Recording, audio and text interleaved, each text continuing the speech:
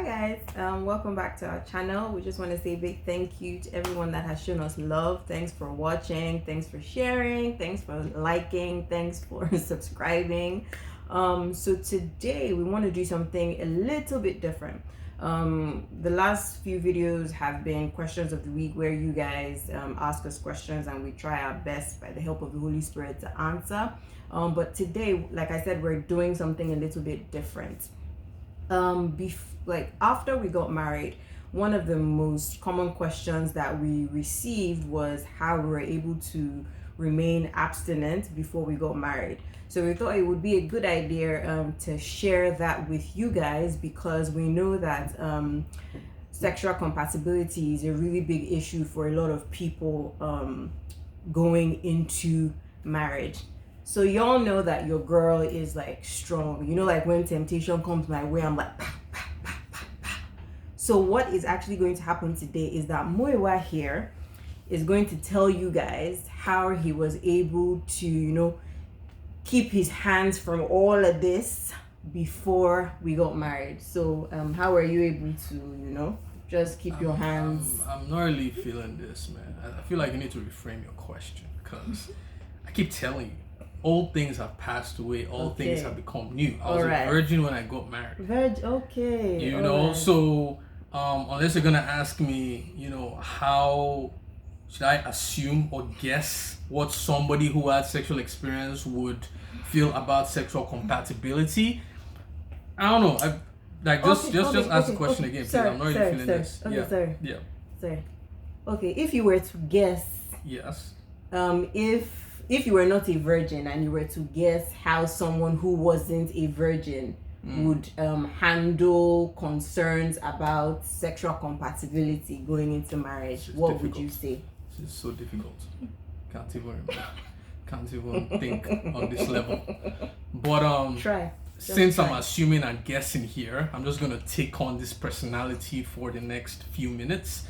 Okay, so obviously I was very scared, because having the experience that I had, before I gave my life to Christ, and then coming to terms with the fact that I was about to get married to someone without having, as they say, tested the car before driving it.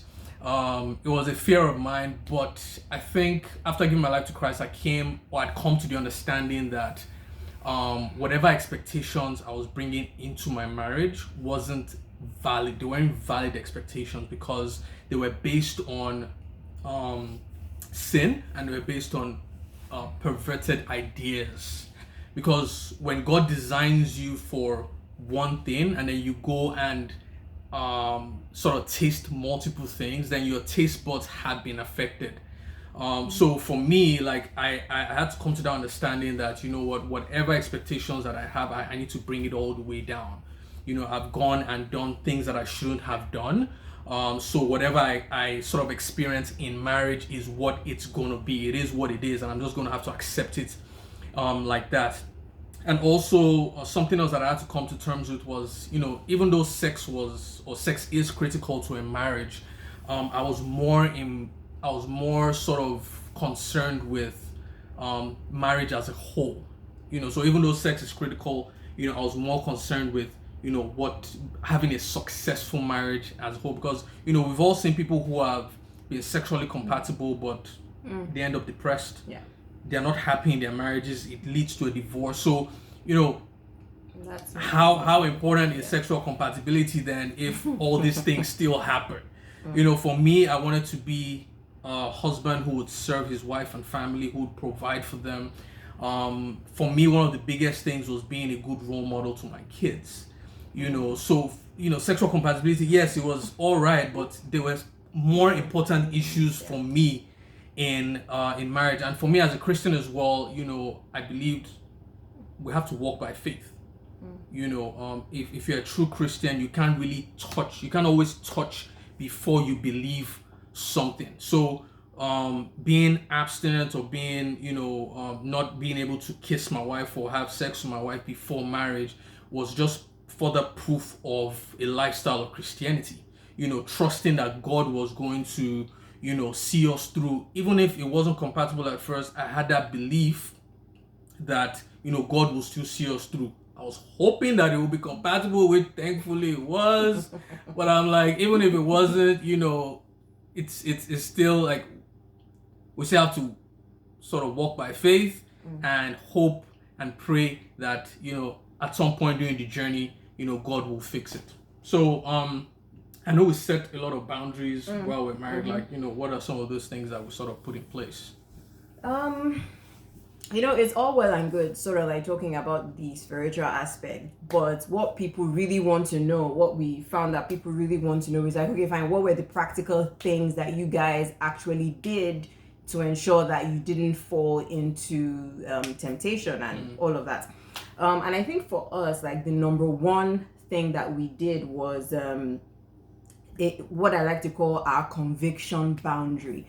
Because I find like a lot of people, okay, you meet someone, you're talking to the person, and you're like, okay, I want to abstain, or I'm abstaining, and no sex before marriage, and the other person says, okay. And then you get into the relationship, and then you find that you've fallen, and you're like, why?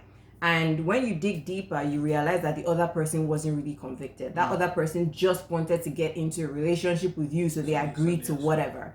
So what we did right from the beginning was like, okay, fine. So you're talking about abstaining from sex. Why?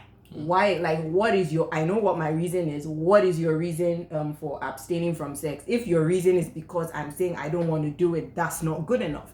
You have to have your own conviction in order to, be able to stay strong, because it's not my conviction that is going to keep you strong. It's your own conviction. So other like really practical things that we did, there was like no Netflix and chilling.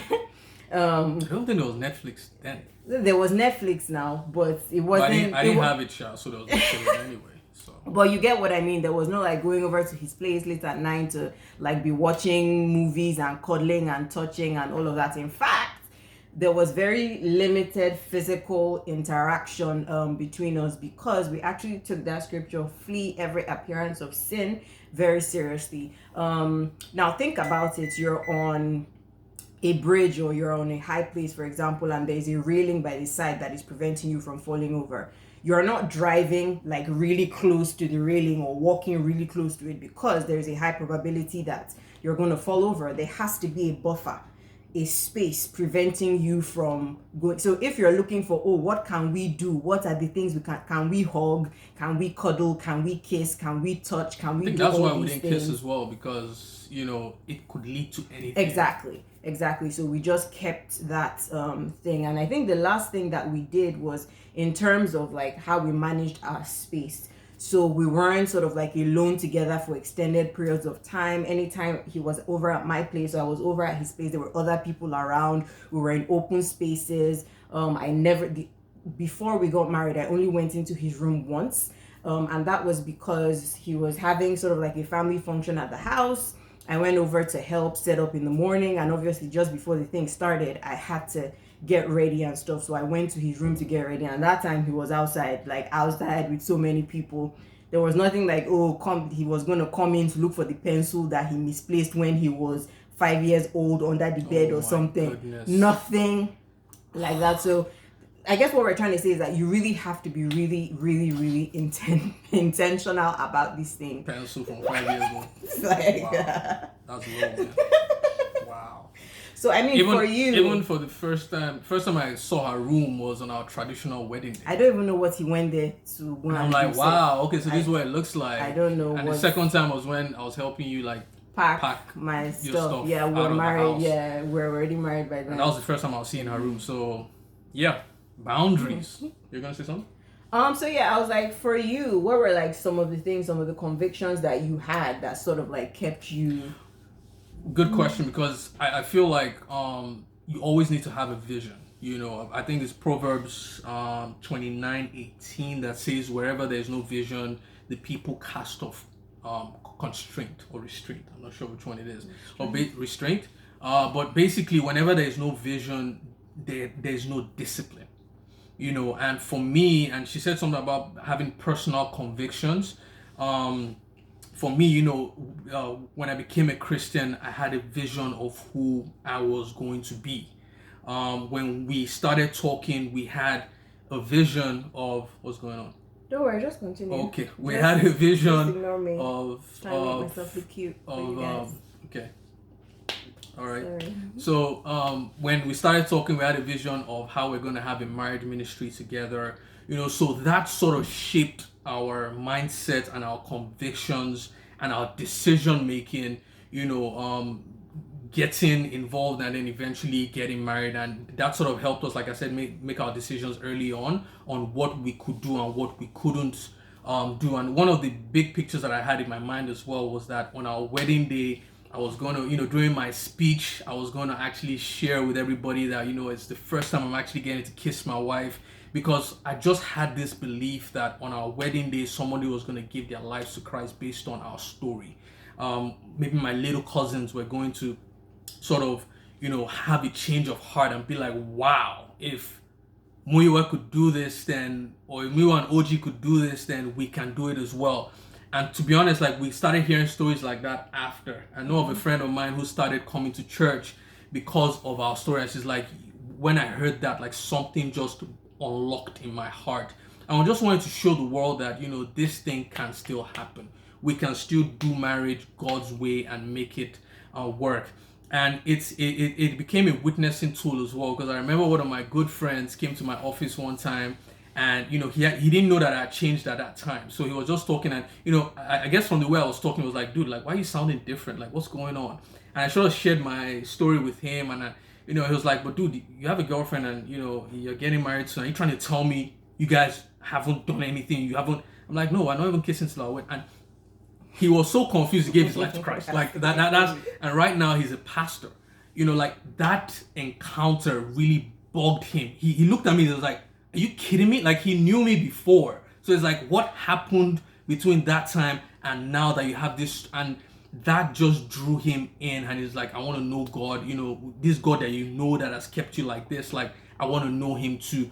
And so, for me, like, just having that vision and that picture helped us, stay disciplined. And I feel like, if there's one tip that you guys can take out of this, it's, if you're struggling with this sexual compatibility question, is have a vision for your life. What has God shown you? Because when you have a vision, you get convictions. When you have convictions, you have the discipline and the boundaries that you need to make better decisions.